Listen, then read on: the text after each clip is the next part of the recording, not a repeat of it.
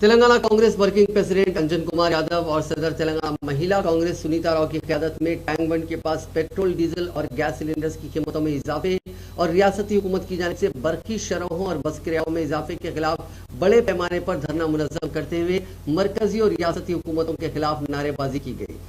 कांग्रेस के